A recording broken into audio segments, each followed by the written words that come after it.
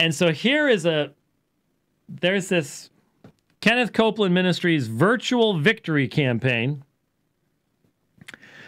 And he's preaching to an empty room.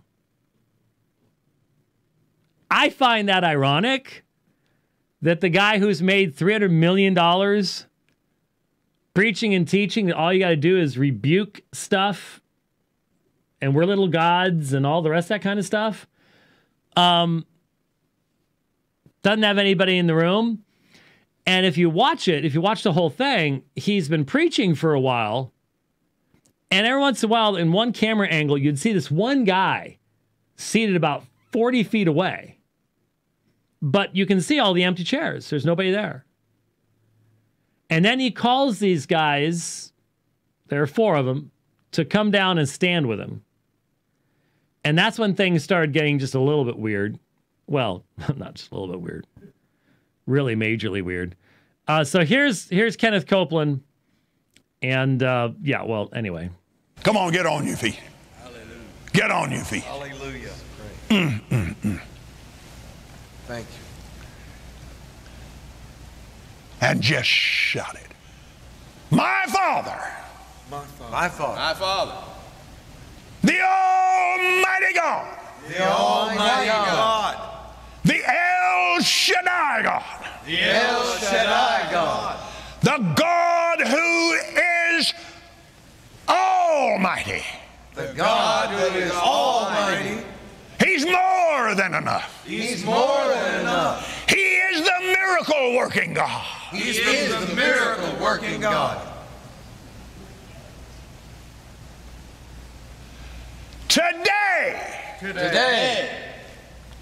we speak to this atmosphere. We speak to this atmosphere from the state of Washington. From the state of Washington. To the state of Maine. To the state of Maine. From Southern California. From Southern California. To Brownsville, Texas. To Brownsville, Texas. And the tip of Florida. And the tip of Florida. And wherever else in the world it's needed. And wherever else in the world it's needed. When almighty, strong, south wind, heat, burn this thing. In the name of Jesus. In the name of Satan, you bow your knee. Satan, you bow your knee. You fall on your face. You fall on your face. COVID-19. COVID-19.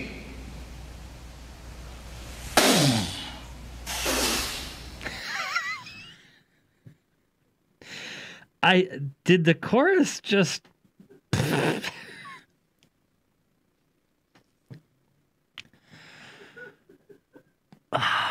I don't even know what to say.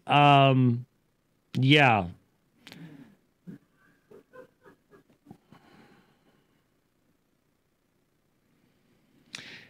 Now,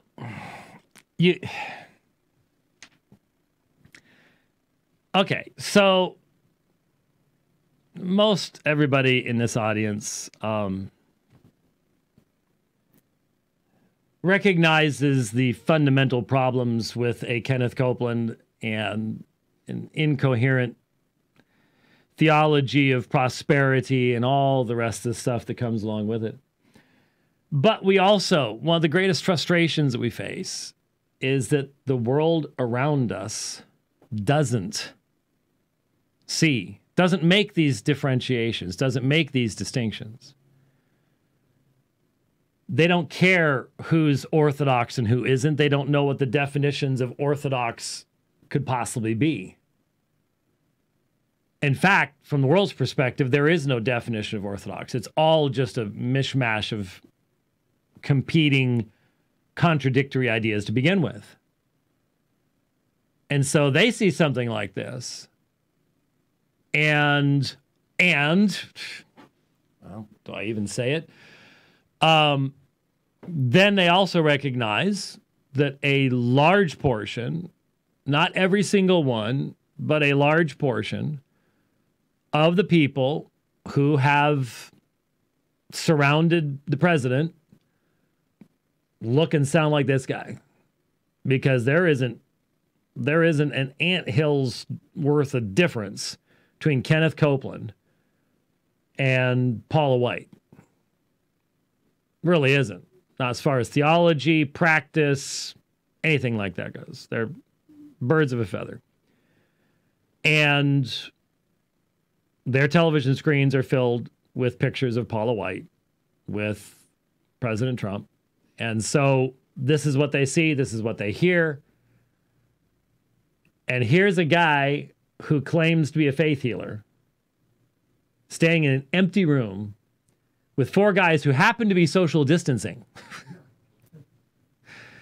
And in fact, when they came up, I didn't play this. When they came up, Copeland joked with the one of them, hey, you don't touch me now. You stay over there type thing. And here they are calling for a hot south wind to burn this thing. And then they call on it by name and go, pfft. And the guys, now I know that I can tell they did not practice this, okay? This was, life with Kenneth Copeland must be really, really, really interesting. It must be just strange as can be. But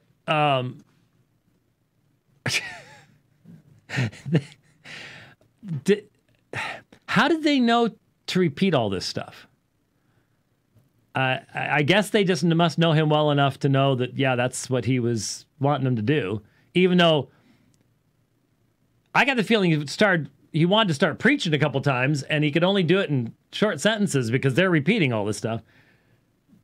But then it was almost like he couldn't think of what he wanted to say, so he goes, and they do the same thing, which is not CDC. That is not CDC approved, by the way. No, that is not a, no, that's not a good thing to do at all.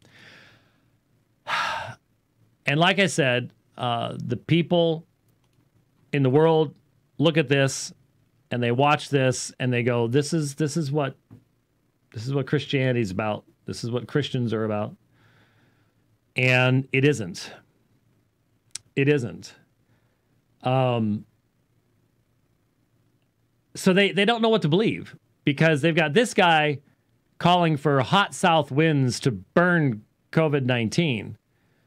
And they can tell, that's a little bit different than the Christians who are praying for God's grace and mercy and clearly believe it's under God's control, and that, in fact, this has something to do with God's judgment. Now, we don't like them either, because we don't want to hear about judgment at all. But there's obviously a difference between these two. And there is. And then you've got the other Christians that are going, well, God really doesn't have anything to do with any of all this. This is just part of the natural order. And he's really not in control of anything. And he's pretty much just there at the end to give you a nice soft pillow when you get to heaven. Because everyone's going to get there. And that's pretty much all there is to that. So when you do have the opportunity of speaking the truth, always remember that the person you're talking to has probably heard so many lies and so much twisted falsehood that you have to be the most patient person on the planet. That's not easy for me to do. But you have to. You might be sitting there going, "Oh, come on! I mean, how many times have you covered this? You haven't covered it with them, and they may have an aunt someplace that has given her entire life savings to Kenneth Copeland, because there's a lot of aunts who have. And that raises a huge barrier to the gospel, because they're going to identify the gospel with this type of stuff, and it's not. That's not what the gospel is.